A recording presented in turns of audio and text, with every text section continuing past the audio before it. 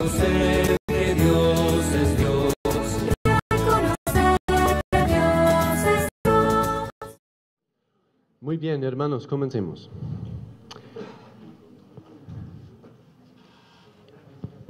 Esta es una de las pláticas de verdades básicas. Entonces, como ya les había dicho anoche, la estructura ya está muy sencilla, ¿verdad? Introducción, la importancia de este mandamiento, el significado de este mandamiento, el propósito de este mandamiento y la disposición interna que necesitamos para guardarlo. Punto. Sencillo, claro, ¿verdad? Muy bien. No tendrás otros dioses. Esta es la segunda parte del primer mandamiento, la parte negativa. ¿Se acuerdan? Anoche hablamos de la parte positiva. Yo soy el Señor. Una declaración de una realidad. La realidad más fundamental y básica del universo. Pero esa realidad tiene una implicación, y es una implicación negativa: no tendrás otros dioses.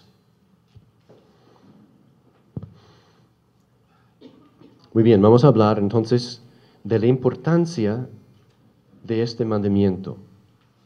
¿Por qué es tan importante? Vamos directamente al esquema. Para entender la importancia, tenemos que entender otra realidad revelada en las Escrituras. Y es que Dios tiene enemigos. Enemigos mortales. Es que vivimos en una guerra espiritual. En este universo, en este mundo. Es una guerra que va a seguir hasta el fin,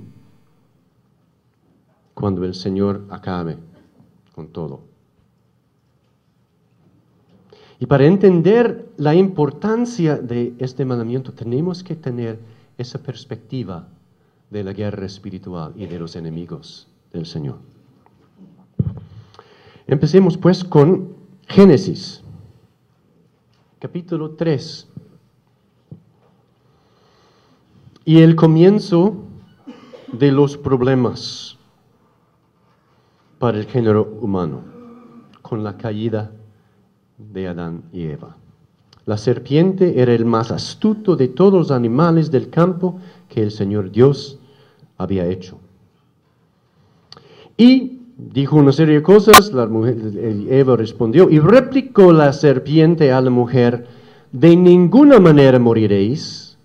Es que Dios sabe muy bien que el día en que comiereis de él, se os abrirán los ojos y seréis como dioses, conocedores del bien y del mal. Lo que vemos aquí es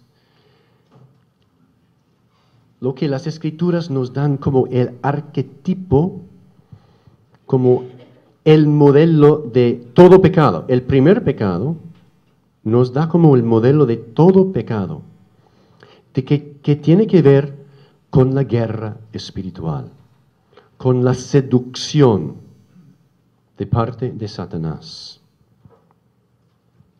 que busca la manera de separar a los hombres de Dios y de sujetarlos a él mismo, al diablo. Esa es su meta: separar a los hombres de Dios y sujetarlos, someterlos a él.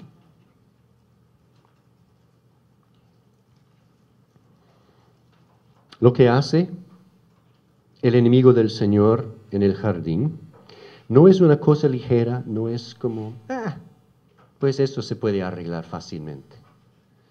Es una cosa muy seria, con consecuencias enormes y eternas, que tienen que ver con la esclavitud de los hombres y mujeres que Dios creó para la libertad, que tiene que ver con la muerte de personas que el Señor creó para la vida eterna. Y como digo, eso es un modelo de todo pecado, la seducción por el enemigo.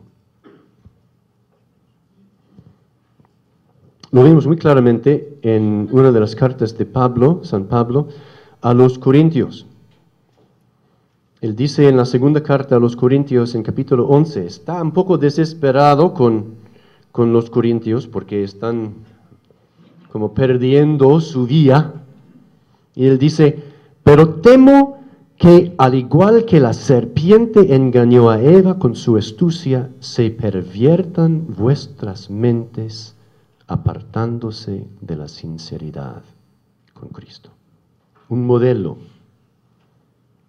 de la acción, de la obra del enemigo de Dios. Satanás siempre busca alejar a los hombres de Dios. Esa es su meta. Y lo hace por la seducción, por el engaño. Jesús nos dice muy claramente que Satanás es el mentiroso y el padre de la mentira. Lo dice en Juan, capítulo 8, versículo 44. Satanás es el mentiroso y el padre de la mentira. Y el Apocalipsis nos dice, fue arrojado el gran dragón, la serpiente antigua, el llamado Diablo y Satanás, el seductor, el engañador del mundo entero.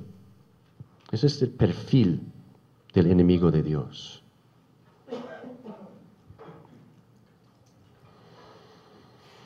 Y Satanás siempre nos miente acerca de la naturaleza de Dios, negando su bondad, negando su unicidad, negando su poder, hasta negando su realidad. Y lo que vemos en Génesis es que hasta cierto punto la tentación que Satanás propone a Adán y a Eva es de ponerse a ellos mismos en el lugar de Dios.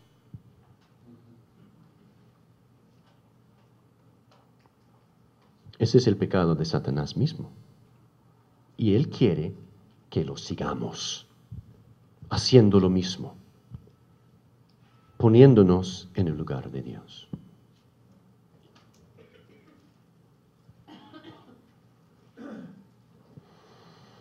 Y vemos que ese es el patrón de todos los agentes de Satanás también. Por ejemplo, esto sobre el anticristo. Que nadie os engañe de ninguna manera. Porque viene este hijo de perdición. Y el adversario que se eleva sobre todo lo que lleva el nombre de Dios o es objeto de culto hasta el extremo de sentarse él mismo en el santuario de Dios y proclamar que él mismo es Dios. Este es el patrón del enemigo. Esto es lo que él busca en su seducción, en su engaño al género humano. Y él quiere llevarnos a ese pecado, el peor pecado que hay, que es reemplazar a Dios con nosotros mismos. Usurpar el lugar de Dios, como Satanás mismo ha hecho.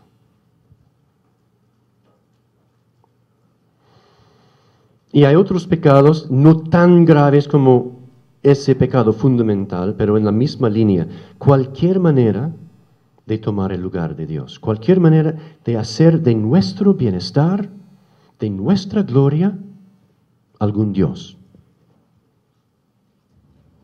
De decidir por nosotros mismos cómo vamos a vivir, qué vamos a hacer, quién somos, como si fuéramos el Señor. Entonces, hermanos, lo que vemos es que la caída fue un paso decisivo para todo el género humano, de desobedecer a Dios y de seguir a su enemigo, a Satanás. Porque el